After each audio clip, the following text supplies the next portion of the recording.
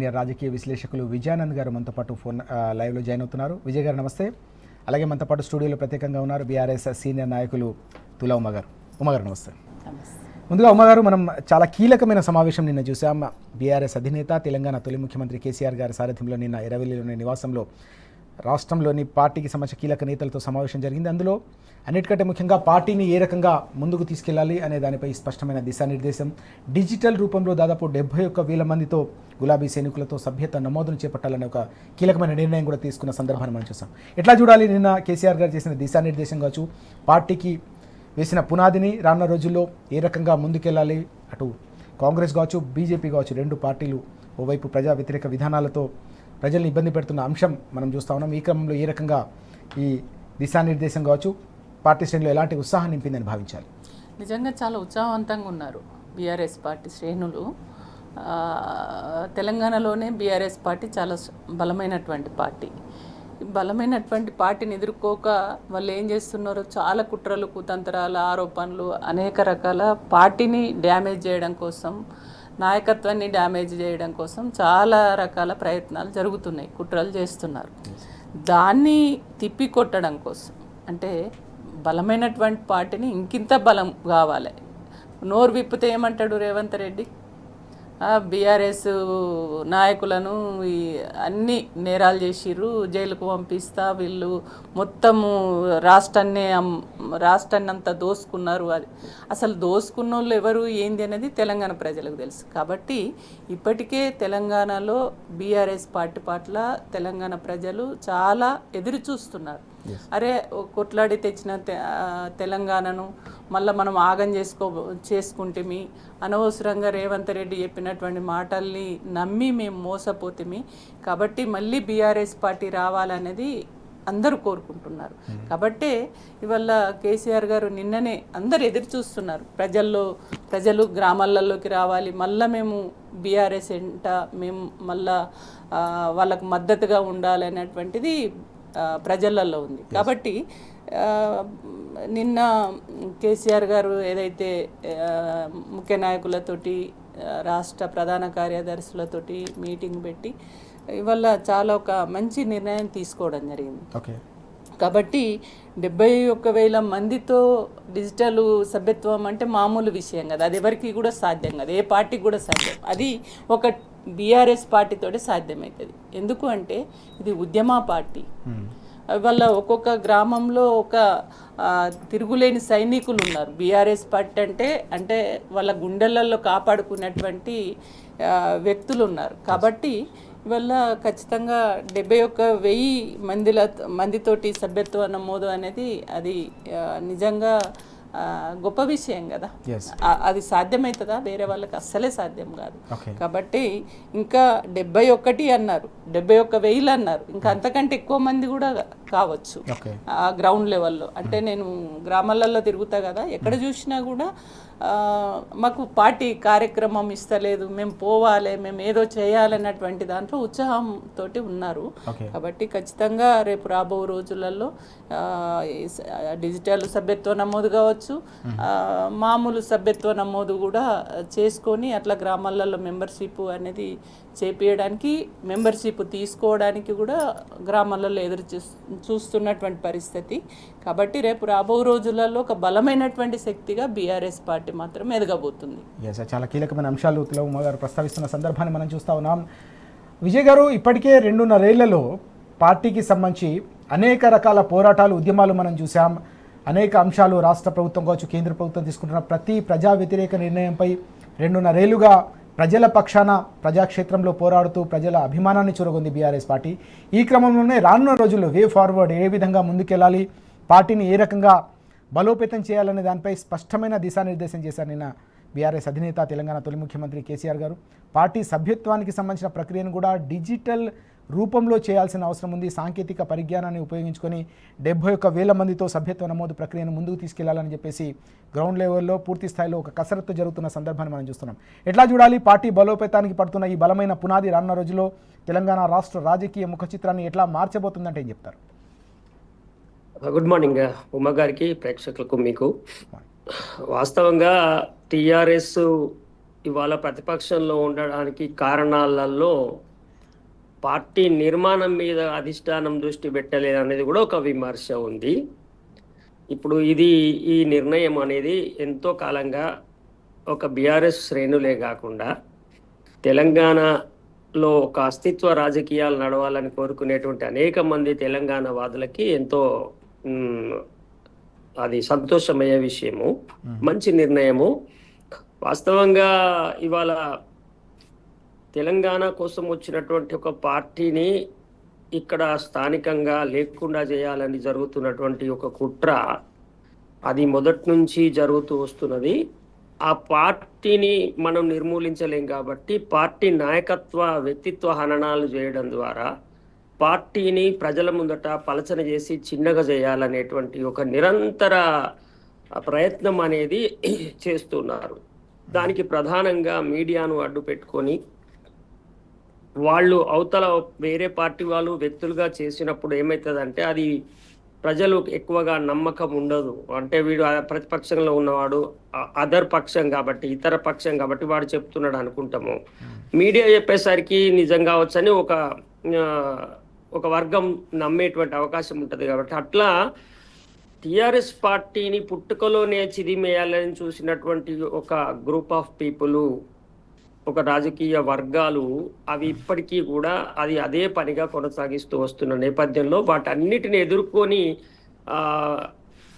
నిలబడి 10 సంవత్సరాలు నిరాటకంగా ప్రభుత్వాన్ని నడిపి ఇవాళ ప్రతిపక్షంగా కూడా అవకాశం వచ్చినప్పుడు ఇవాళ అగ్రెసివ్గా ప్రజాక్షేత్రంలో ఉండి పోరాటం చేస్తున్నటువంటి పార్టీగా, అంటే కేంద్రంలో రాష్ట్రంలో ఉన్న రాజకీయ పార్టీలు అన్ని పార్టీలు దాదాపుగా ఒక్కటే కొడుతున్నా కానీ గట్టిగా నిలబడుతున్న పార్టీగా ఇవాళ టీఆర్ఎస్ మనకు కనబడుతున్నది. ఇవాళ భారతదేశంలో ఉన్న అధికారంలో ఉన్న బీజేపీ పార్టీకి టార్గెట్ టీఆర్ఎస్ఏ, కాంగ్రెస్ పార్టీకి టీఆర్ఎస్ఏ టార్గెట్. ఈ రెండు ఇంత పెద్ద జాతీయ పార్టీలను దాని వెనకాల ఉన్నటువంటి ఆంధ్ర పెట్టుబడిదారు శక్తులను కుట్రదారులను అందరినీ ఎదుర్కొని నిలబడాలా. ఈ ప్రజలకి ఈ విషయాలను అర్థం చేయించాలంటే కింద దానికి ఒక బలోపేతమైన నిర్మాణము, వాళ్ళకు పూర్తిగా ఈ రాష్ట్ర రాజకీయాల మీద అవగాహన ఇవన్నీ జరగాల్సిన అవసరం ఉంది. కాబట్టి ఇవాళ కేసీఆర్ గారు అందుకనే ఒక 2 ఏళ్ల ముందే పటిష్టంగా మళ్ళొక్కసారి పునాదుల నిర్మాణం చేయాలని వారు గమనించి నిన్న ఆ కార్యక్రమానికి ప్రారంభం మొదలు పెట్టారు. ఖచ్చితంగా కింద ప్రజలలో ఇవాళ తప్పకుండా మాకంటూ పార్టీ కావాలి అనేది ఇవాళ అర్థమవుతున్నది. ఎందుకు దీన్ని కూల్చుతున్నారు, ఇది కూల్చడం ద్వారా తెలంగాణ టీఆర్ఎస్ ను కూల్చడం ద్వారా తెలంగాణ ప్రజానికానికి ఏ రకంగా నష్టం చేస్తారు అనేది ఇప్పుడిప్పుడే అర్థమవుతుంది. ఇందాక టీఆర్ఎస్ ను ఒక రాజకీయ పార్టీగానే చూసిర్రు, కాదు ఇది మన తెలంగాణ ప్రజల సంస్థ, ఇది మనకు అవసరం అనేది ఇప్పుడు అర్థమవుతుంది. దీన్ని ఇంకింత మరింత అర్థం చేయించాల్సినటువంటి అవసరం ఉంటది. ఉండడానికి పార్టీకి ఒక నిర్మాణం అవసరము, పార్టీ ఒక విధి విధానాలు అవసరం కాబట్టి దాని మీద ఎక్కువ దృష్టి పెట్టారు. 10 ఏళ్ళు పరిపాలనలో ఉన్నారు కాబట్టి ఆయన తెలంగాణ కోసం పోరాడి తెలంగాణను సాధించినటువంటి నాయకుడుగా ఆయన ఈ రాజకీయాలు ఏముంటదా, మనం మన రాష్ట్రాన్ని కష్టపడి అనేక త్యాగాలు చేసి తెచ్చుకున్నాము, మనం దీన్ని అభివృద్ధి చేసుకోవాలనేటువంటి లక్ష్యంతో ఉన్నవాడు కనుక పార్టీ మీద పెద్దగా దృష్టి పెట్టలేదు. ఇప్పుడు కేసీఆర్ గారు పార్టీ మీద దృష్టి పెట్టినట్టయితే పార్టీ చాలా ముందుకెళ్లేటువంటి మళ్ళా చాలా గొప్పగా అభివృద్ధి చెందేటువంటి అవకాశం అయితే తప్పకుండా ఉంటది. ఇది తెలంగాణ ప్రజల పక్షాన కూడా కొంత ఆహ్వానించదగ్గ విషయం. చాలా కీలకమైన అంశాలు మనం చూస్తున్నాం. తెలంగాణ చరిత్రపై చెరగని సంతకం బీఆర్ఎస్ పార్టీ 14 ఏళ్ల పాటు ఉద్యమ ప్రస్థానంతో తెలంగాణ సాధించిన చరిత్ర, దాంతోపాటు అధికార పార్టీగా తెలంగాణను 10 ఏళ్ల పాటు ప్రగతి ప్రస్థానంలో నడిపిన ఒక ఘనమైన చరిత్ర కలిగిన బీఆర్ఎస్ పార్టీ ప్రధాన ప్రతిపక్షంగా కూడా 2.5 ఏళ్ల పాటు పూర్తిగా ప్రజల పక్షాన పోరాడుతూ ప్రజా సమస్యలపై గలమెత్తుతున్న ఈ తరుణంలో రానున్న రోజుల్లో కూడా పూర్తి స్థాయిలో పార్టీ బలోపేతంపై దృష్టి పెట్టడం అనేది, పార్టీ డిజిటల్ రూపంలో సభ్యత నమోదు ప్రక్రియను చేపట్టి ముందుకు సాగాలన్న బలమైన పునాది అయితే పడుతుంది. ఇది తెలంగాణకు ఒక రక్షణ కవచంగా ఉండడానికి దోహదపడబోతోందని చెప్పేసి విజయ్ గారు అలాగే తులమ్మ గారు కూడా చాలా స్పష్టంగా చెప్తున్న అంశాలు ఇప్పటివరకు మనం చూసాం. తులమ్మ గారు మరొక ముఖ్యమైన అంశం కూడా మనకు కనిపిస్తుంది. బండు కొడుకుపై సెక్షన్ 6 అంటూ ప్రధానమైన వార్త కూడా మనం చూస్తున్నాం. ప్రభుత్వంపై తీవ్ర స్థాయిలో ఒత్తిడి పెరుగుతున్న నేపథ్యంలోనే జనాగ్రహానికి జడిసి కదిలిన రేవంత్ సర్కార్ అంటూ ఈ కథనాన్ని ఎట్లా చూడాలి? కొత్తగా సెక్షన్ 6ను కూడా నమోదు చేశారు. బాధితురాలిని నిన్న ప్రత్యేకమైన దర్యాప్తు బృందం విచారణ జరిపిన తర్వాత నోటీసులు జారీ చేశారు. ఈరోజు విచారణకు హాజరు కావాలని చెప్పేసి భగీరథ్కు నోటీసులు జారీ చేసిన అంశం కూడా కనిపిస్తుంది. ఎట్లా చూడాలి ఈ ఓవరాల్ ఇష్యూ మొత్తం? అంటే నిజంగా అమ్మాయి పైన, ఒక మైనర్ బాలిక పైన అత్యాచారానికి పాల్పడ్డాడు, ఒక నేరానికి ఊడిగట్టిండు కేంద్ర మంత్రి బండి సంజయ్ కొడుకు బండి భగీరథ్. ఆయన ఆ నేరానికి పాల్పడ్డాడు అనేది వాళ్ళ బిడ్డను ఈ రకంగా శారీరకంగా మానసికంగా వేధిస్తున్నాడు నీ కొడుకు, నా బిడ్డకు రక్షణ కల్పించండి అని చెప్పేసి చాలాసార్లు ఆ కుటుంబ సభ్యులు వాళ్ళ తల్లిదండ్రులు నేరుగా బండి సంజయ్ని పోయి కలిసి మా బిడ్డకు న్యాయం చేయండి అని చెప్పి అడిగినటువంటి పరిస్థితి.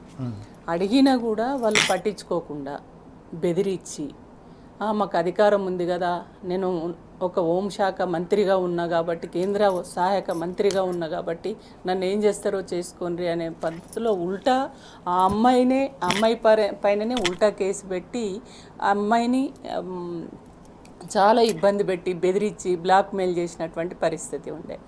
కానీ ఇవాళ తల్లిదండ్రులు ధైర్యంగా బయటకు వచ్చి నాకు న్యాయం చేయండి అని చెప్పేసి పోక్సో కేసు పెట్టండి, నా బిడ్డకు రక్షణ కల్పించండి అని పోలీసులు అంటే దాదాపు 3 నెలల నుంచి తిరుగుతున్నారు వాళ్ళ కుటుంబ సభ్యులు. తిరిగి పోలీస్ స్టేషన్ చుట్టూ తిరిగినా కూడా పట్టించుకోకపోవడం, అంటే ఆ కేసు కూడా చాలా లేటుగా అంటే కేసు పెట్టిన కేసును మళ్ళీ దాన్ని అమల్లోకి తీసుకురావడంలో, పిల్లల్ని అరెస్ట్ చేయడంలో చాలా నిర్లక్ష్యం అనేది జరిగింది. పట్టించుకోలేదు అసలు. పట్టించుకున్నప్పుడు ఇప్పుడు ఇవాళ మీరు చూసిర్రు, ఎక్కడ చూసినా కూడా రాష్ట్ర వ్యాప్తంగా బండి సంజయ్ కొడుకు తనయుడు చేసినటువంటి నేరం ఏదైతే ఉందో, ఒక మైనర్ బాలిక పైన చేసినటువంటి ఈ అత్యాచారం ఏదైతే ఉందో అది వెలుగులోకి వచ్చినాక మొత్తం యావత్ తెలంగాణ మహిళలలో ఒక ఆందోళన అనేది, ఆ అమ్మాయికి మద్దతుగా చాలామంది స్పందించడం, ముఖ్యంగా బీఆర్ఎస్ పార్టీ మహిళా విభాగం ఆధ్వర్యంలో చాలా ఉమెన్ కమిషన్ కలవడం కానీ, చైల్డ్ వెల్ఫేర్ కమిషన్ కలవడం కానీ, అట్లా గ్రామాలలో మండల కేంద్రాలలో ఎక్కడ చూసినా కూడా అమ్మాయికి అండగా ఉంటాం, ఆ అమ్మాయి ఈ పైన అరాచకం చేసినటువంటి వ్యక్తిని కస్టడీలోకి తీసుకోవాలని పెద్ద ఎత్తున ఒక మూమెంట్ రావడంతో అప్పుడు స్పందించండి. అంటే ఆ నేరానికి పాల్పడి కుటుంబ సభ్యులు చెప్పినా కూడా పట్టించుకోకపోగా ఆ కేసును డైవర్ట్ చేయాలనేటువంటి ఆలోచనతోటి ఇవాళ రేవంత్ రెడ్డి ఇవాళ హోంశాఖ ఆయన పరిధిలోనే ఉంది. ఇవాళ బండి సంజయ్ కూడా ఇవాళ కేంద్ర హోంశాఖ మంత్రిగా సహాయ మంత్రిగా ఉన్నారు. అంటే వీళ్ళిద్దరూ బదురుకొని ఆ కేసును పక్కదారి పట్టియాలనేది చాలా పెద్ద ఎత్తున కుట్ర జరిగిందనేది ఇవాళ మనకు తెలుస్తుంది. ఏదేమైనా ఇప్పటికైనా నిన్న child welfare commission chairman Sita Dayakar గారిని కలిసినప్పుడు సానుకూలంగా స్పందించింది, తను బాగా రెస్పాండ్ అయ్యింది. ఖచ్చితంగా మేము సుమోటోగా తీసుకున్నాం, మేము ఖచ్చితంగా నేరస్తుడికి శిక్ష పడేటట్టు చూస్తామని అన్నా కూడా ఇప్పటి వరకు పోక్సో చట్టం అంటే ఏంటి, 24 గంటలలో అరెస్ట్ చేయాలి నేరస్తుని. కానీ ఇప్పటికీ ఆయనను కస్టడీలోకి తీసుకోపోవడం, అరెస్టు చేయకపోవడం అని అంటే ఇవాళ ఇంకా నిన్నేం మాట్లాడుతుండు బండి సంజయ్ కరీంనగర్లో హనుమాన్ ఏక్తా యాత్ర అనుకుంటా, అక్కడ ఇంకా అంటే నా కుటుంబాన్ని బజార్కి ఈడ్చిర్రు, నా కుటుంబాన్ని బజారుని ఎక్కించిర్రు కాబట్టి ఆ కుటుంబాన్ని నన్ను బజార్కి ఇడ్చిన వాళ్ళ అంతు చూస్తా, వాళ్ళ సంగతి చూస్తా అనేటువంటి పద్ధతిలో మాట్లాడుతున్నా.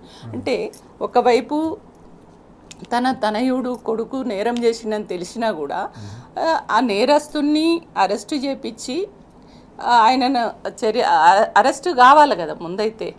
నువ్వు ఒక బాధ్యతాయుతమైనటువంటి స్థానంలో ఉన్నప్పుడు నువ్వు ప్రజలందరికీ ఎట్లా న్యాయం చేస్తావు? నీ ఇంట్లోనే ఒక తప్పు జరిగింది, నీ ఇంట్లోనే నేరం చేసినటువంటి వ్యక్తిని తప్పించడం కోసము ఇవాళ ప్రయత్నం చేస్తున్నాడే తప్ప ఇంకా ఆ నేరస్తుని అంటే ఆ కేసును డైవర్ట్ చేయాలనేటువంటి ప్రయత్నం జరుగుతుంది. ఏదేమైనా ఇప్పటికైనా రేవంత్ రెడ్డి దిగొచ్చిండు. అంటే ఇవాళ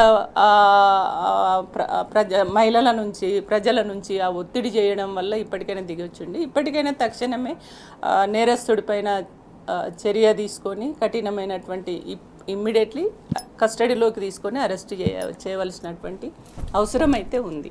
ఎస్ విజయ్ గారు, మనం చూస్తా ఉన్నాము ఉమ్మగారు చెప్పినట్టుగా ప్రభుత్వంపై అన్ని వర్గాల నుంచి ఒత్తిడి పెరిగిన నేపథ్యంలోనే ప్రభుత్వం దిగిరాక తప్పని పరిస్థితి నెలకొందనే అంశాన్ని మనం ప్రధానంగా ఇక్కడ చూస్తా ఉన్నాం. నిన్న సెక్షన్ 6ను కూడా ఇందులో యాడ్ చేసిన సందర్భం కూడా కనిపించింది. నిన్న బాధితురాల్ని కూడా వారు విచారించిన సందర్భంలో అనేక రకాల వివరాలు కూడా సేకరించి సెక్షన్ 6ను ఇందులో యాడ్ చేసిన అంశాలను మనం ఎట్లా చూడాల్సిన అవసరం కనిపిస్తా ఉంది. ప్రభుత్వం ఈ విషయంలో, ఈ కేసు విషయంలో చాలా కుప్పిగంతులు వేసింది. ఈ కేసు ఏం చేసింది అంటే ఒక నేరస్తుని సమాజం ముందట నిలబెట్టడానికి ప్రయత్నం చేయడంతో పాటు తెలంగాణలో జరుగుతున్నటువంటి రాజకీయ పరమైనటువంటి ఒక కుమ్ముక్కు రాజకీయాలను పట్టబయలు చేసింది. రేవంత్ రెడ్డి మరో రాఘవ్ చడ్డా అనేది స్పష్టంగా సమాజం ముందట నిలబెట్టింది. అందుకని ఈ కేసులో మొట్టమొదటి నుంచి దీన్ని నీరుగార్చడం కోసము అనేక రకాల ప్రయత్నాలు చేస్తూ వచ్చినారు. అసలు కేసే పెట్టద్దనే ప్రయత్నం చేయడంతో పాటు ఒకవేళ పెట్టాల్సి వస్తే బలహీనంగా పెడదామని, ఆ తర్వాత నేరస్తుడిగా అభియోగము ఫేస్ చేస్తున్నటువంటి వ్యక్తిని బెయిల్ వచ్చేదాకా కస్టడీలోకి తీసుకొని విచారించకపోవడము, ఇట్లాంటివి అనేకం చేసుకుంటూ వచ్చి వాళ్ళ బెయిల్ వచ్చిన తర్వాత మళ్ళీ సెక్షన్లు పెట్టి విచారణకి కోర్టు ముందట హాజరుపరచమని చెప్పేటువంటి పరిస్థితికి తీసుకొచ్చినారు. దీనిలో నేరం జరిగింది, తప్పకుండా శిక్ష పడుతుంది. ఒకవేళ నేరం జరిగినట్టయితే దానిలో ఉన్నటువంటి చట్టాల ప్రకారము ఇవాళ తాత్కాలికంగా వేసిన కోర్టులు ఉన్నాయి. కోర్టుల మీద ఇంకా సమాజానికి కొంత గౌరవం, నమ్మకం ఉంది కనుక అక్కడ ఖచ్చితంగా న్యాయం జరుగుతుందని నమ్మకం ఉంటుంది. అయితే ఇందులో మనం చూడాల్సింది ఏంటంటే, ఖచ్చితంగా ఇంతకాలం బీఆర్ఎస్ పార్టీ బీజేపీలో కలుస్తుంది, బీజేపీతో పొత్తు పెట్టుకుంటుంది, బీఆర్ఎస్కి వేస్తే బీజేపీకి వేసినట్టే అంటూ ప్రచారం చేస్తూ బీజేపీతో పొత్తు పెట్టుకోవడము ఏదో నేరము, తప్పు, ఇది బీఆర్ఎస్ చేస్తుందని ఒక వాతావరణాన్ని, ఒక ప్రచారాన్ని చేసుకుంటూ వచ్చినటువంటి కాంగ్రెస్ పార్టీ ఇవాళ ప్రజల ముందట స్పష్టమైంది. ఏంది? బీజేపీ కాంగ్రెస్లు ఈ రాష్ట్రంలో కలిసి పనిచేస్తున్నాయి. ఖచ్చితంగా నరేంద్ర మోడీ గారి సూచనల మేరకు మాత్రమే ఇక్కడ రేవంత్ సర్కార్ కొనసాగుతున్నది. రేవంత్ సర్కార్కి ఎప్పుడు ఇబ్బంది వచ్చినా బీజేపీ నుంచి బండి సంజయ్, రఘునందన్ లాంటి ఎంపీలు ఇమ్మీడియట్గా టీఆర్ఎస్ మీద దాడి చేస్తూ విషయాన్ని డైవర్ట్ చేస్తూ దాన్ని కాపాడుతూ రావడం జరిగింది. అయితే ఇవన్నీ ఇంత లోతుగా ప్రజలకి అర్థం కాకపోయినా రాజకీయాలు ఈ విషయానికి వచ్చేటప్పటికి క్లియర్గా అర్థమైంది. ఎందుకంటే ఒక వేరే పార్టీ ఎంపీ అయినటువంటి ఆయన కొడుకు వాళ్ళ నేరంలో అభియోగాన్ని ఎదుర్కొంటున్న సమయంలో కాంగ్రెస్ నుంచి పెద్ద మొత్తంలో ఇది తప్పు చేసిండు, ఈయన అరెస్ట్ చేయాలనేటువంటి ఒక డిమాండ్ వచ్చి దానికి సంబంధించిన చర్యలు తీసుకోవాల్సినటువంటి అవసరం ఉంటుంది. కానీ చూడండి, మీరు కాంగ్రెస్ పార్టీ ఎక్కడ కూడా దానికి డిమాండ్ చేయలేదు. ప్రభుత్వము, పోలీసు యంత్రాంగం కూడా వెంటనే చర్యలు తీసుకొని అరెస్టుకు ప్రయత్నం చేయలేదు. అంటే ఈ విధానాన్ని, ఇందులో జరుగుతున్నటువంటి మొత్తం ఈ తతంగం అంతా బలహీనపరచడానికి, బండి సంజయ్ గారికి అనుకూలంగా ఉంచడానికి అనేక ప్రయత్నాలు చేసినారు. ఇది ఒక అంశం. అయితే రాజకీయంగా కాంగ్రెస్, బీజేపీ ఒక్కటైనై బీఆర్ఎస్ను మాత్రమే ఆ బూచి చూపించి ఇంతకాలము ఒక వర్గపు ఓట్లు బీఆర్ఎస్కు పడకుండా ఆపగలిగినాయి అనేది ఆ వర్గము అర్థం చేసుకోవాలి, మొత్తం సమాజం అర్థం చేసుకోవాలి. ఒక్కటై ఉండద్దని అనట్లేదు, కానీ మేము ఒక్కటైనామని చెప్పగలగాలి. వాళ్ళిద్దరు ఒక్కటిగా ఉండి బీఆర్ఎస్ బీజేపీ కలుస్తుందని ప్రచారం చేసుకుంటూ వచ్చినటువంటి స్థితిని ప్రజల ముందట పెట్టి అసలు వాళ్ళిద్దరు ఒక్కటి ఉన్నారు అనేది అర్థమైంది. ఇప్పుడు రాఘవ్ చెడ్డా కూడా బీజేపీ, మన ఆమ్ ఆద్మీ పార్టీ కింద కొనసాగుతూ వచ్చినాడు. కానీ ఆయన ఎవరు? సమయానికి వచ్చేటప్పటికి ఆయన ఎవరు? ఆమ్ ఆద్మీ పార్టీనే బలహీనపరుస్తూ బీజేపీకి అనుకూలంగా ఉన్నటువంటి ఒక కోవర్టు. అలాగే ఇవాళ తెలంగాణలో కూడా ఖచ్చితంగా బీజేపీ కోవర్టులను ఎంటర్ చేసింది. ఇక్కడ బీజేపీ తమ చెప్పు చేతుల్లో ఈ పాలనంతా పెట్టుకున్నది. అట్లా పెట్టుకుంటే పర్వాలేదు, కానీ బీఆర్ఎస్ ని మళ్ళీ బూచి చూపించి, బీజేపీ బూచి చూపించి బీఆర్ఎస్ ని ప్రజల ముందట పలచన చేసేటువంటి అనేక ప్రయత్నాలు చేసింది. ఈ కేసు విషయంలో ఆ విషయం ఎక్స్పోజ్ అయింది. ఇదొకటైతే నిన్న సంజయ్ గారు కూడా ఒక తల్లి ఎట్లా ఆవేదన చెందుతుంది, ఒక బిడ్డకి ఇబ్బంది అవుతుంది అనే ఒక మంచి విషయాన్ని చెప్పారు. తల్లి బండి సంజయ్ గారి కొడుకు భగీరథ్ తల్లి కాదు కదా, ఆ అమ్మాయి తల్లి కూడా తల్లే. కేటీఆర్ వాళ్ళ కొడుకు తల్లే, కేటీఆర్ వాళ్ళ తల్లి కూడా తల్లే. తల్లి ఏ తల్లి అయినా చాలా ఆవేదన చెందుతుంది. ఇప్పుడైనా బండి సంజయ్ గారు అర్థం చేసుకోవాల్సిన అవసరం ఉంటుంది. ఏ తల్లుల గురించి మాట్లాడినా, ఏ తండ్రుల గురించి మాట్లాడినా ఇవాళ జవాబు చెప్పే పరిస్థితి ఆయనకి ప్రజల ముందట నిలబడి మొత్తము తన స్వరూపాన్ని బయట పెట్టుకోవాల్సిన పరిస్థితి వచ్చింది. నిన్న అది యాక్సెప్ట్ చేయాల్సి వచ్చింది. భగీరథ్ గారి తల్లికే ఆవేదన ఉంటుందా? పిల్లలంటే బాధ ఉంటుందా? మాట వచ్చినప్పుడు, అవమానం వచ్చినప్పుడు, తప్పు చేసిండ్రని ఆధారాలతో చూపిస్తున్నప్పుడే తల్లి ఆవేదన చెందుతే, తండ్రి ఆవేదన చెందుతే, మొత్తము అందరినీ దహనం చేస్తానని చెప్తుంటే, మరి ఏం తప్పు చేయకుండా ప్రజల కోసం రాజకీయాలు చేస్తున్న వాళ్ళను, వాళ్ళ తల్లులను, వాళ్ళ తండ్రులను ఇష్టమున్నట్టుగా మాట్లాడితే అవతల కూడా చాలా ఆవేదన వస్తుంది కదా. సో ఈ రాజకీయాలు ఇంత దుర్మార్గంగా చేయడం అనేది ఎంత తప్పో ఇవాళకైనా అర్థం కావాల్సిన అవసరం ఉంటుంది. ఇది ఒక సంజయ్ గారికి అర్థం కావాల్సింది కాదు, ప్రతి ఒక్క రాజకీయ నాయకుని కూడా అర్థం కావాల్సి ఉంటుంది. రాజకీయాలకు ఇంకా చాలా మంది రావాలి. ఈ సమాజాన్ని రాజకీయాలే మారుస్తాయి కాబట్టి అందరినీ మనం ఇందులోకి ఆహ్వానించి వాళ్ళు వచ్చి పనిచేసుకునేటువంటి ఒక వాతావరణం ఉండాలి అని పక్కన పెట్టి రాజకీయాల మీద జుగుచ్చగలిగేలాగా నీచమైనటువంటి వ్యవహారం ఉంటుంది రాజకీయాలంటే అనేలాగా ప్రవర్తిస్తున్నటువంటి విధానము తప్పు. అది ఎన్నటికైనా అది మననే దహనం చేస్తుంది అనేది ఇవాళ ఇప్పుడు ఈ సంఘటనలో మనకు స్పష్టమవుతున్నది.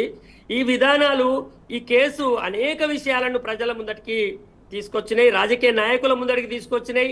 తర్వాత రాజకీయ నాయకులు పిల్లల్ని ఎట్లా పెంచాలి, ఒకవేళ వాళ్ళ పెంపకాలు, వాళ్ళ క్రమశిక్షణ సరిగా లేకపోతే ఎంత ఘోరం జరుగుతుంది, సరిగా ఉంటే ఎంత బాగా జరుగుతుంది కూడా ఉన్నది. అనేక మంది రాజకీయ నాయకులకు పిల్లలు ఉన్నారు, వాళ్ళ మీద ఆరోపణలు రావటం లేదు.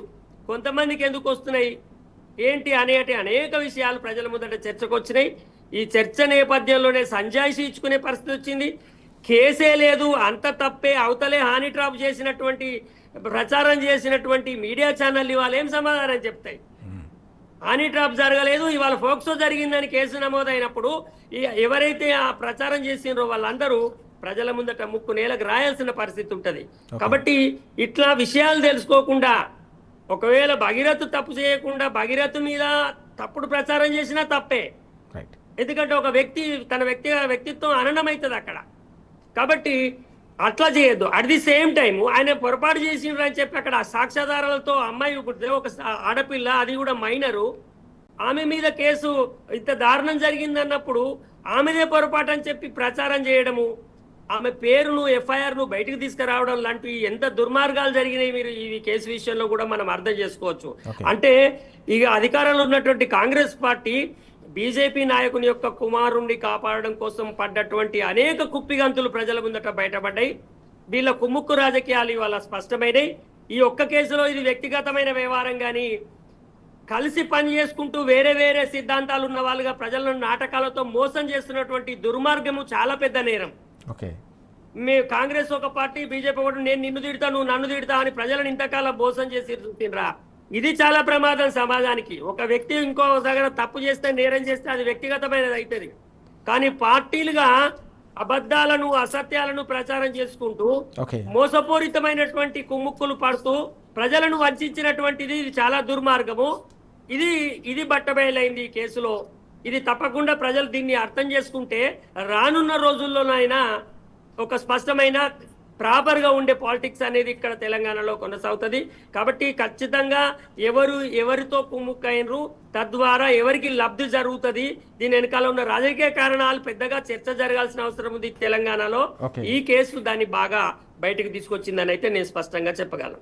సార్, చాలా కీలకమైన అంశాలు విజయ్ గారు అలాగే ఉమా గారు చెప్తున్న విషయాలు మనం చూస్తా ఉన్నాం. పూర్తి స్థాయిలో కేసును తప్పుదోవ పట్టించేందుకు రకరకాలుగా మెయిన్ స్ట్రీమ్ మీడియాతో పాటు అనేక మంది ప్రయత్నాలు చేసినప్పటికీ కూడా ప్రజాగ్రహం వెల్లువెత్తిన నేపథ్యంలోనే ప్రభుత్వం దిగిరాక తప్పని పరిస్థితి నెలకొందని విజయ్ గారు అలాగే ఉమా గారు కూడా చెప్తా ఉన్నారు. ఈ మొత్తం వ్యవహారంలో కాంగ్రెస్ బీజేపీకి సంబంధించిన కుమ్మక్కు రాజకీయాలు కూడా స్పష్టంగా ప్రజల ముందు బయటపడ్డాయనే విషయాన్ని కూడా వెల్లడిస్తున్న సందర్భాలు మనం చూస్తా ఉన్నాం. గారు ఇంతకుముందు విజయ్ గారు కూడా చెప్పినట్టుగా ఈ మొత్తం వ్యవహారంలో కాంగ్రెస్ అలాగే బీజేపీ రెండు ప్రభుత్వాలు వ్యవహరిస్తున్న తీరు పెద్ద ఎత్తున కుమ్మక్కు రాజకీయాలకు ఒక నిదర్శనంగా నిలుస్తుందనే అంశాన్ని ప్రధానంగా ప్రస్తావిస్తున్న పరిస్థితి.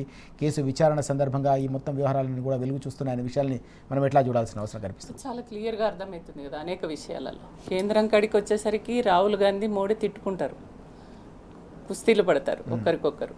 కానీ మళ్ళీ తెలంగాణకు వచ్చేసరికి మాత్రం బీజేపీ కాంగ్రెస్ కుమ్ముక్కు రాజకీయాలు చేస్తున్నారు అనేది చాలా క్లియర్గా అర్థమవుతుంది.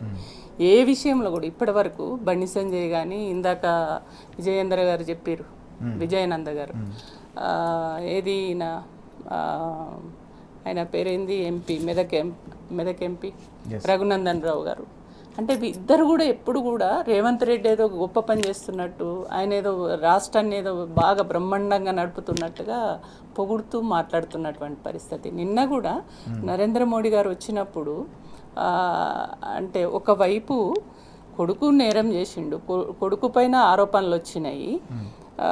అసలు ఆరోపణలు వచ్చినప్పుడు ఖచ్చితంగా నైతిక బాధ్యత వహించి బండి సంజయ్ రాజీనామా చేయాలి. కానీ ఆయనను పక్కనే కూర్చోబెట్టుకుంటాడు రేవంత్ రెడ్డిను, ఇటు బండి సంజయ్ నవ్వుకుంటూ మాట్లాడు. అంటే వాళ్ళు ఏ రకంగా ఈ కుమ్ముక్కు రాజకీయాలను కొనసాగించాలి, ఏ రకంగా రేపు అంటే ఒక బలమైనటువంటి బీఆర్ఎస్ పార్టీని లేకుండా చేయాలి అనేటువంటి దాంట్లో భాగంగా ఒక కుట్రపూరితమైనటువంటి పద్ధతిలో చేస్తున్నారు అనేది దీన్ని బట్టి అర్థమవుతుంది. ఈ కేసే ఉదాహరణ కదా, ఈ కేసే మనకు ఉదాహరణ. అంటే మైనర్ బాలిక పైన అత్యాచారం చేసి దాన్ని తప్పించుకోవడానికి కోసము, వాళ్ళని తప్పియడానికి, ఆ కేసును పక్కదారి పట్టియడం కోసం ఈ రాష్ట్ర ప్రభుత్వం ఎన్ని ప్రయత్నాలు చేసిందో దీన్ని బట్టి మనకు అర్థమవుతుంది. కాబట్టి ఇవాళ చాలా క్లియర్గా ఇప్పుడు చాలా మొన్నటిదాకా ఏం చేసిర్రు, వాళ్ళే కాంగ్రెస్ పార్టీకి సంబంధించినటువంటి వాళ్ళు బీజేపీ బీఆర్ఎస్ ఒకటే, రేపు వాళ్ళ ఇద్దరిది కలిసి ఒకటే ఏజెండా అనే పద్ధతిలో ప్రచారం చేసిర్రు. కానీ ఇవాళ అది తప్పు, అది కాదు. ఇవాళ కాంగ్రెస్ బీజేపీ ఏజెండానే నడుస్తుంది, వాళ్ళు ఇద్దరు కలిసి ఒకే ఏజెండా కింద పోతున్నారు. కోవట్టు అంటే రేవంత్ రెడ్డి ఉన్నదేమో కాంగ్రెస్ పార్టీ ముఖ్యమంత్రిగా ఉన్నారు, కానీ ఇక్కడ నరేంద్ర మోడీ ఏజెండా నడిపిస్తున్నాడు అనేది, నరేంద్ర మోడీ డైరెక్షన్లో ఈ రాష్ట్ర పరిపాలన నడుస్తుంది అనేది చాలా క్లియర్గా అర్థమవుతుంది. కాబట్టి అందులో భాగంగానే ఇవాళ నేరానికి ఓడిగట్టినటువంటి వ్యక్తుల్ని కాపాడడం కోసం కానీ ఇదంతా చేస్తున్నాడు. కాబట్టి ఖచ్చితంగా ఇందులో చాలా క్లియర్గా కాంగ్రెస్ పార్టీ బీజేపీ కుమ్ముక్కయి ఈ రకంగా నేరం చేసినటువంటి వాళ్ళను పక్కదారి పట్టించి దాన్ని నేరస్తులకు శిక్ష పడకుండా చేసే ప్రయత్నాలు జరుగుతున్నాయి అనేది చాలా క్లియర్గా అర్థమవుతుంది. విజయ్ గారు, ఉమ్మగారు చెప్పినట్టుగా పూర్తిగా చాలా స్పష్టంగా ముందు నుంచి కూడా కాంగ్రెస్ అధికారంలోకి వచ్చినప్పటి నుంచి కూడా ఈ కుమ్మక్కు రాజకీయాలు కొనసాగుతూ ఉన్నాయి. అవి తారాస్థాయికి చేరిన అంశం ఈ మొత్తం వ్యవహారంతో మరోసారి ప్రజల ముందు వెలుగులోకి వచ్చిందనే విషయాన్ని స్పష్టంగా చెప్తున్న అంశాన్ని మనం ఎట్లా చూడాల్సిన అవసరం ఉంది? ఈ మొత్తం వ్యవహారంపై అది చాలా పెద్ద మోసం, అంటే ప్రజలను మోసం చేసినటువంటి తీరు ఇవాళ మళ్ళా బట్టబయలైంది. వీళ్ళు ఇంతకాలం ఏంటంటే, ఇప్పుడు ఏమవుతుందంటే కొంతమందికి బీజేపీ భావజాలం అంటే ఇష్టం ఉండదు, కొంతమందికి కాంగ్రెస్ భావజాలం అంటే ఇష్టం ఉండదు. కాంగ్రెస్ భావజాలం అంటే ఇష్టం ఉండని వాళ్ళందరూ బీజేపీకి ఓట్లు వేసేలాగా, బీజేపీ భావజాలం అంటే ఇష్టం ఉండని వాళ్ళందరూ కాంగ్రెస్కి ఓటు వేసేలాగా, బీఆర్ఎస్ను మాత్రం నిరంతరము బీఆర్ఎస్ ఓటు వేసే ఒక వర్గం ఉంటుంది, అది వాళ్ళు వేస్తారు. మిగతా వర్గం బీజేపీ అంటే ఇష్టం లేని వర్గం అంతా ఇటు పోకుండా బీజేపీ బీఆర్ఎస్ ఒక్కటే అనే ఒక ప్రచారం కంటిన్యూ చేసినారు. అది ఉట్టిగానే చేయదు కదా, ఒక రాజకీయ పార్టీ దానిలో వాళ్ళకు ఓట్ల లెక్క అదంతా ఉంటది. దాన్ని లెక్క వేసుకొని నిరంతరము కొన్ని వర్గాల ఓట్లు బీఆర్ఎస్ కు రాకుండా అవి కాంగ్రెస్ కు మళ్లించడానికి కోసము బీజేపీ బీఆర్ఎస్ ఒకటనే ప్రచారం చేసుకుంటూ వచ్చినారు. అది స్ట్రాటజిక్ గా చేసినారు. దానివల్ల రాజకీయ ప్రయోజనము, ఎన్నికల ప్రయోజనాలు దాగి ఉన్నాయి దాని వెనకాల. అట్లా చేసిండ్రంటేనే దానికి ఒక కారణం ఉంటది, రాజకీయ పార్టీ ఊరికే అనదు అని.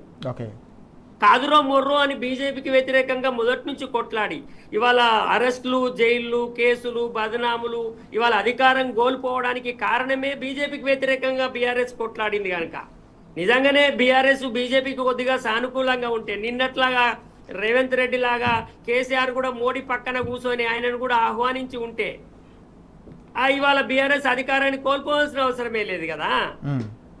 ఆయన మోడీ వస్తున్నాడంటే నేను ఆయన సభలోనే కూర్చోను, ఆయన మా రాష్ట్రానికి ఒక రూపాయి ఇస్తలేడు, మమ్మల్ని కావాలని మాకొచ్చిన సంపద కూడా కేంద్ర ప్రభుత్వం కొల్లగొడుతున్నది, ఈ పార్టీతోటి ఈ నాయకత్వంతో మాకు పనికిరాదు, ఇది తెలంగాణకు ఉపయోగం లేదు కాబట్టి నేను ఆయన సభలకు కూడా పోనని అంత కరాఖండిగా నిలబడ్డాడు. బీజేపీ రాజకీయాలు ఈ దేశాన్ని వెనుకకు నడిపిస్తాయి కాబట్టి ఒక ప్రోగ్రెసివ్ పాలిటిక్స్ దేశంలో రావాలన్నాడు కాబట్టి ఇవాళ కేసీఆర్ లేకుండా బీజేపీ చేయాలనుకుంటుంది. అట్లా చేయాలనుకుంటున్న బీఆర్ఎస్ బీజేపీని ఇవాళ బీజేపీతోటే కుమ్ముక్కైందని ప్రచారం చేయడం ద్వారా ప్రజలలో చులకన చేయాలని ప్రయత్నం చేసినారు.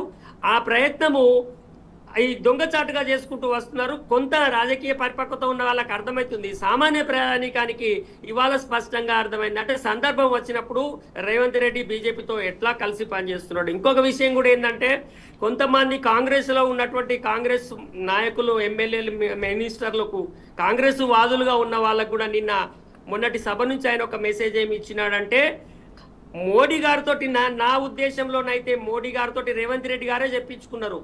రేవంత్ రెడ్డి గారు మీరు మాతో కలిసి రండి అనే మాట చెప్పించుకున్నారు. ఎందుకంటే నాకు మీరు ఎక్కువ నకరాలు చేస్తే నాకు మోడీ గారి దగ్గర నుంచి పిలుపున్నది కాబట్టి మీరు చచ్చున్నట్టు నాకు అనుకూలంగానే మీరు ఇప్పుడు ఈ మంత్రివర్గంలో పనిచేయాల్సిందే. కాంగ్రెస్ అంటూ మీరు ఏదైనా వర్గము గ్రూపులని మీరు పెట్టినట్టయితే నాకు మోడీ గారు ఉన్నారు అనే ఒక మెసేజ్ ఇప్పించుకున్నాడు ఆయన. తద్వారా తన పరిపాలనను ఇంకా పట్టు బిగించుకునేటువంటి ప్రయత్నం చేసినాడు. అంటే బీజేపీకి రేవంత్ రెడ్డికి ఎంత సన్నిహిత సంబంధాలు, సాన్నిహిత్యం ఉన్నదో దీని ద్వారా మనకు బట్టబయలైంది.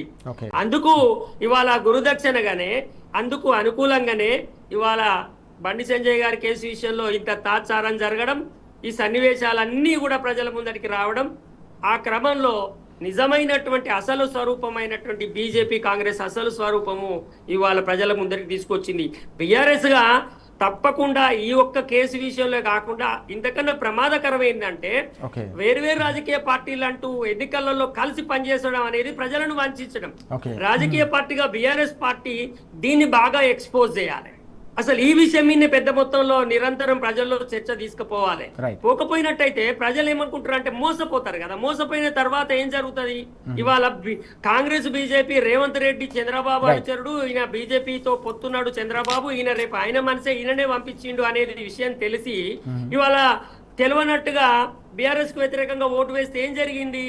బీజేపీ కాంగ్రెస్ ఒకటని ఇవాళ 2.5 సంవత్సరాల తర్వాత బాగా స్పష్టమైంది అనుకోండి. ఇప్పుడు ప్రజలు మోసపోతే ఈ మోసాన్ని ఎవరు వెనుకకు తీసుకొచ్చి ఇస్తారు?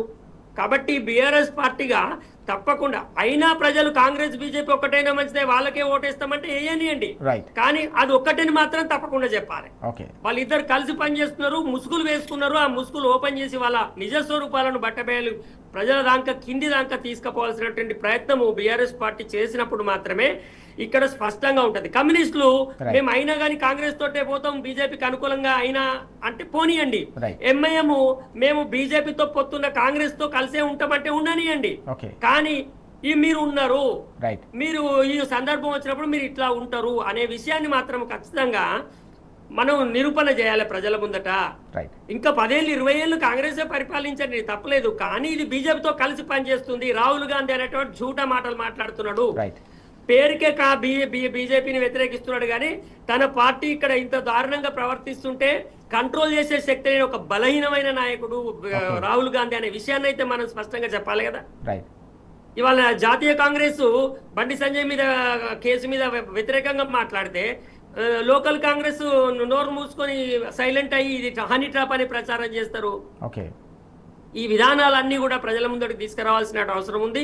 ఈ కేసు ఇట్లా అనేక రాజకీయ విషయాలను బట్టబయలు చేసింది. ఇది నిజంగా ఒక రకంగా ఒక స్పష్టత రావడానికైతే ఒక కారణమైంది. కేసు విషయంలో నిజాలను బట్టి శిక్షలు వస్తాయి. ఇప్పుడు ఒకవేళ భగీరథ్ మీద తప్పుడు కేసు పెడితే ఆయన కోర్టులో గెలుస్తాడు, లేదు నిజమైన కేసు ఉంటే ఆ అమ్మాయికి న్యాయం జరుగుతుంది. మనం చూస్తా ఉన్నాం పూర్తి స్థాయిలో కుమ్మక్కు రాజకీయాలకు సంబంధించిన వ్యవహారం స్పష్టంగా బట్టబయలైంది. రాజకీయాలు ఏ రకంగా కొనసాగుతున్నాయో తెలంగాణ సమాజం కూడా స్పష్టంగా గమనించాలి, అర్థం చేసుకోవాల్సిన అవసరం ఉందనే విషయాన్ని కూడా విజయ్ గారు అలాగే ఉమ గారు సూచిస్తున్న సందర్భాన్ని మనం చూస్తూ ఉన్నాం. ఇంతకుముందే బ్రేకింగ్ న్యూస్ అందుతూ ఉంది.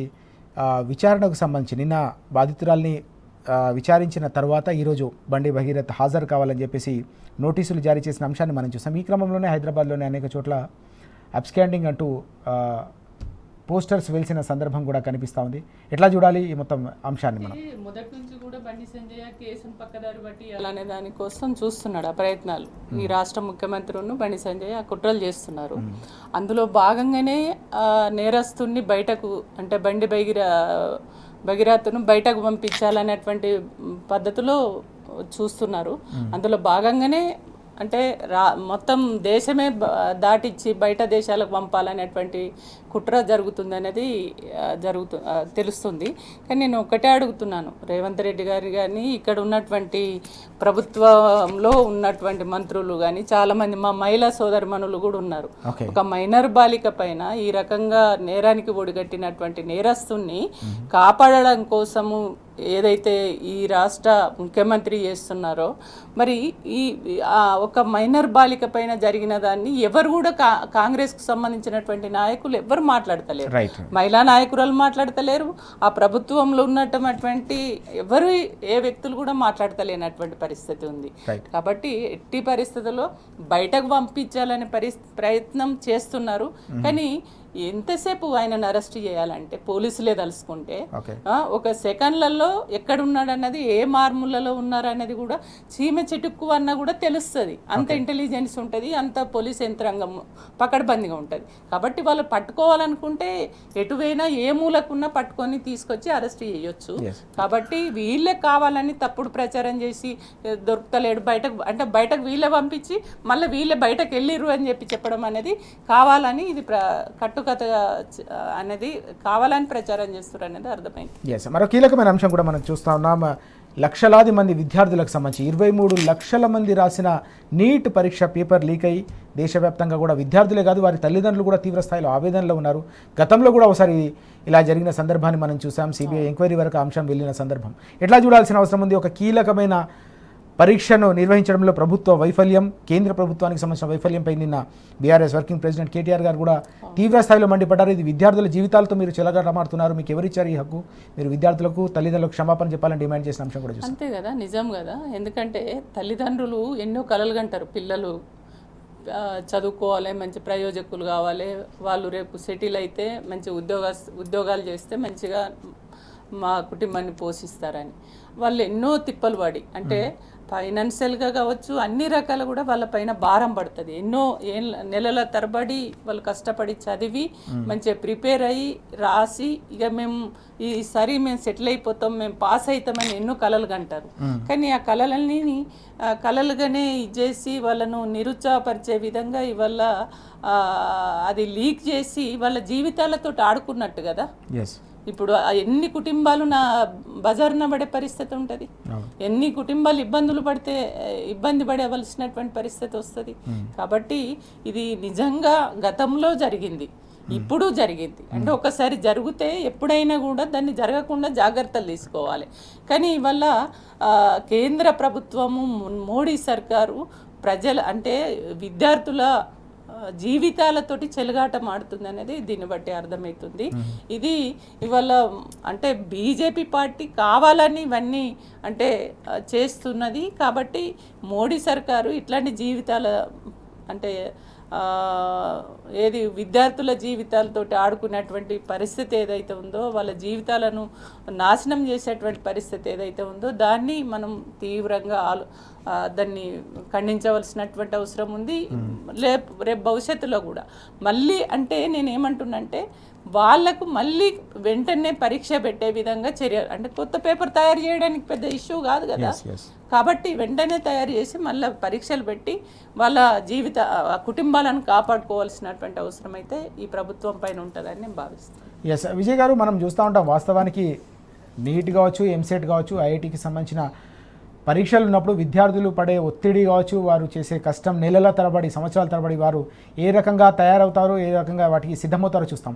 అంత కష్టపడి రాసిన తర్వాత పరీక్ష ప్రశ్నాపత్రం అనేది లీక్ కావడం 20 లక్షలకు దాన్ని తెగనమ్మడం రోడ్డుపైన విద్యార్థుల జీవితాలతో చెలగాటమాడడం అనేది తీవ్రమైన దారుణమైన నేరంగా నిన్న కేటీఆర్ గారు కూడా అభివర్ణించిన సందర్భం. తప్పకుండా దీనికి క్షమాపణలు చెప్పాలి, కఠినంగా శిక్షించాలి, ఇలాంటివి జరగకుండా పునరావృతం కాకుండా చర్యలు తీసుకోవాలని చెప్పేసి చేసిన డిమాండ్. ఎట్లా చూడాలి మొత్తం నీట్ వ్యవహారాన్ని మనం? అవునండి, ఇప్పుడు కొంతమందికి ఇంటర్మీడియట్ తర్వాత నీట్ రాకపోతే, ఎంసెట్ రాకపోతే లాంగ్ టర్మ్ తీసుకుంటారు. ఒక్కొక్కసారి 1 ఏడాది 2 ఏళ్ళు తీసుకుంటారు. చాలా పిల్లలు డిప్రెస్ అవుతూ అందరు వాళ్ళతోటి పిల్లలు సెకండ్ ఇయర్ బీటెక్లు లేదా బిఎస్సీలు చదువుతున్నప్పుడు వీళ్ళు ఇంకా ఇంటర్మీడియట్లనే కాలేజీలలో ఉంటూ తీసుకుంటుంటారు. దాదాపు 18 గంటలు 17 గంటలు కష్టపడి పనిచేస్తూ ఉంటారు. ఇదంతా అయిన తర్వాత టక్కన ఈ ఎగ్జామ్ మీరు రాసింది పేపర్ లీక్ అయింది, క్యాన్సల్ అంటే వాళ్ళు ఒక్కసారిగా ఆ పిల్లలందరూ ఎంత ఇబ్బంది పడతారు. రెండోది, ఇప్పుడు మళ్ళా ఇక అయిపోయిందిరా ఆరాం, ఇక మేము కొద్దిగా చదువుకోవాలి, ఇక మేము కొద్దిగా రెస్ట్ తీసుకోవచ్చు, టైం దొరికింది అని అనుకున్న టైంలో లేదు, మళ్ళా మీకు ఎగ్జామ్ రాయాల్సిందే అని అన్నప్పుడు వాళ్ళు చాలా ఇబ్బంది పడాల్సిన పరిస్థితి ఉంటుంది. వాళ్ళ ఆరోగ్యాల మీద, మనసుల మీద చాలా పెద్ద ప్రభావం చూపిస్తుంది. సరే, సమాజంలో నేరస్తులు ఉంటారు, దుర్మార్గులు ఉంటారు, వాళ్ళ చర్యల వల్ల ఇన్ని లక్షలాది మందికి ఇంత నష్టం జరుగుతుంది. కానీ వాళ్ళకి శిక్ష ఏంటి, వాళ్ళని ఎట్లా పట్టుకుంటారు, ఇవన్నీ కూడా చూడాలి కదా. రేపు మళ్ళీ ఎగ్జామ్ పెడతారు, పెడితే ఇప్పుడు ఏమవుతుంది అంటే ఈ మొన్నటి ఎగ్జామ్ లో పర్ఫార్మరు సేమ్ నెక్స్ట్ రేపటి ఎగ్జామ్ లో పర్ఫార్మర్ అట్లనే చేయాలన్నది లేదు. ఎందుకంటే మనుషులు మిషన్లు కాదు కదా, ఎప్పటికి మనసు ఒకటే తీరుగా ఉండదు కదా. సో ప్రిపేర్ అయిన టైంలో వాళ్ళు పర్ఫామ్ చేసేది ఒరిజినల్ పర్ఫార్మెన్స్. ఇప్పుడు డిస్టర్బ్ అయిన మెథడ్లతో వాళ్ళు రాయాల్సి వస్తుంది, ఎవరికో ర్యాంక్ వస్తుంది, ఎవరికో రాదో, గందరగోళం అవుతుంది పరిస్థితి పాపం. సో ఎంతో మంది జీవితాలు ఈ సందర్భంలో శాశ్వతంగా టర్న్ తీసుకుంటాయి ఇలాంటి పరిస్థితులలో. ఇది ఇట్లాంటివి జరగకుండా చూసుకోవాలి. ఇంకొకటి ఏంటిదంటే మోడీ గారి పరిపాలనలో మనకి ఇప్పుడు క్లియర్ గా కనబడుతున్నది ఏంటి, వారు ఏం చెప్పారు మొన్న హైదరాబాద్ వచ్చి, మీరు పెట్రోల్ దొరకకపోతే దేశభక్తి అనుకోవాలి, దేశభక్తి అంటే యుద్ధం చేసుడే కాదు, ఓకేనా, మీరు నూనె లేకుండా తిండి తినాలి, అది కూడా దేశభక్తే, పొదుపు చేయాలి, బండ్లు వాడుకోవద్దు, పెళ్లిళ్ళు చేసుకోకుండ్రి, ఇవంతా కూడా దేశభక్తి కిందికే వస్తుంది. దేశం సంక్లిష్ట పరిస్థితుల్లో ఉన్నప్పుడు మీరు నిలబడాలి అని ప్రజలని ఇవాళ మొత్తము ఇటు కింది వైపుకు మళ్ళా తీసుకువచ్చే పరిస్థితి చెప్తున్నారు ఆయన. ఎట్లా చెప్తున్నారు అంటే, ఇప్పుడు ఎంసెట్ లీక్ అయింది, ఫెయిల్ అయింది అనుకో, ఎవరన్నా దీనికి వ్యతిరేకంగా మాట్లాడితే, చూడు దేశం ఇంత బాధలో ఉంటే నువ్వు వ్యతిరేకంగా మాట్లాడుతున్నావు కాబట్టి నువ్వు దేశభక్తి లేని వాడవనే ఒక లాంటి మానసికమైనటువంటి ఒక ఆపరేషన్ చేస్తున్నాడు ఆయన సైకలాజికల్. ఇది చాలా డేంజర్. ఇది ఏంటంటే, ఇప్పుడు మీరు ప్రశ్నించండి, ఇది మేము తప్పు జరిగింది చేస్తామనేది కాకుండా, ఇప్పుడు పెట్రోల్ లేదు, ధరలు పెరిగినాయి, లేకపోతే నిత్యావసర వస్తువుల ధరలు పెరుగుతున్నాయి, మాకు ఈ సౌకర్యాలు లేవని ఎవరన్నా అంటే, ఇప్పుడు ఆయన ఏం వేసిపోయిండు, మెదల్లో ఏం వేసిపోయిండు ఆయన? మీరు ఇట్లాంటి కష్టాలు ఉన్నప్పుడు ప్రభుత్వానికి సహకరించాలి. ఒకవేళ సహకరించకపోతే ఇది దేశభక్తి కాదని ఒక ఏ మాట అయితే అంటున్నాడో అది చాలా ప్రమాదం. ఆ మాట అన్నిటికీ వాడకూడదు. దేశభక్తి అనేది చాలా సున్నితమైన అంశము, చాలా గొప్ప అంశము. అది సందర్భం వచ్చినప్పుడు ప్రాణాలు దేశం కోసం అర్పించే అంశము. అట్లాంటి అంశాన్ని నీకు పరిపాలన చేతగానప్పుడు ప్రజలకు దాన్ని వాడి ప్రజలని ఇంకా నీకు వ్యతిరేకంగా మాట్లాడితే అది దేశభక్తి కాదా అనేటువంటి మెదళ్లను వాళ్ళని ఆపరేట్ చేసేటువంటి ఒక పద్ధతి చేస్తున్నారు. ఇవాళ బంగారం మీ దగ్గర స్క్రోలింగ్ వస్తుంది, బంగారం మీద కూడా సుంకం పెంచారు. ఇప్పుడు పెళ్లిళ్ళ టైము, ఎవడు పాపం పేదవాడు రూపాయి పెట్టి బంగారం కొనుక్కునే పరిస్థితి లేదు. ఇప్పటికే ఆకాశాన్ని అంటింది ఆ ధర. ఇప్పుడు 10% సుంకము, అసలు మొత్తము దిగుమతులు బందట, నిషేధం. సో ఈ రకంగా పరిపాలన వైఫల్యాలన్నిటినీ అది ప్రజలు ఓర్చుకోవాలి. ఓర్చుకోకపోతే ఇది దేశ వ్యతిరేకత అనేటువంటి ఒక భావజాలాన్ని బీజేపీ ఏదైతే ప్రచారం చేస్తుందో ఇది చాలా ప్రమాదకరము. ఇప్పటికైనా ఈ నీట్ పరీక్షల్లో జరిగిన అన్యాయం ఏదైతుందో, ఈ ప్రజలకి ఎవరైతే విద్యార్థులకి ఇబ్బంది జరిగిందో దాని మీద తగిన చర్యలు తీసుకోవాలి. ముఖ్యంగా దీనికి పాల్పడ్డ వాళ్ళ మీద ఎంక్వైరీ చేసి పట్టుకొని వాళ్ళని తప్పకుండా చాలా కఠినమైన శిక్షలు వేయాలి. ఇంకొకటి ఎవడు కూడా ఇటువంటి పని చేయాలంటే భయపడేలాగా వ్యవహారం చేయాలని మాత్రం ఈ సందర్భంగా చెప్పగలను. చాలా కీలకమైన అంశం మనం చూస్తా ఉన్నాం. విద్యార్థుల జీవితాలతో చెలగాటమాడే ప్రతి ఒక్కరిని కూడా కఠినంగా శిక్షించాలని చెప్పి విజయ్ గారు అలాగే ఉమా గారు కూడా డిమాండ్ చేస్తున్న సందర్భం. లక్షలాది మంది విద్యార్థుల జీవితాలు ఈ రకంగా అంధకారమయ్యే విధంగా ప్రభుత్వ వైఫల్యం వల్లే ఇదంతా కూడా జరుగుతున్న నేపథ్యంలో కేంద్ర ప్రభుత్వం కూడా విద్యార్థులు అలాగే వారి తల్లిదండ్రులకు క్షమాపణలు చెప్పాలని కూడా డిమాండ్ చేస్తున్న అంశం మనం ఇప్పటివరకు చూస్తూ ఉన్నాం. Thank you very much Uma గారు అలాగే విజయ్ గారు చర్చలో పాల్గొన్నాం. Thank you so much. ఇది వాటి వార్తలు వాస్తవాలు. నమస్తే.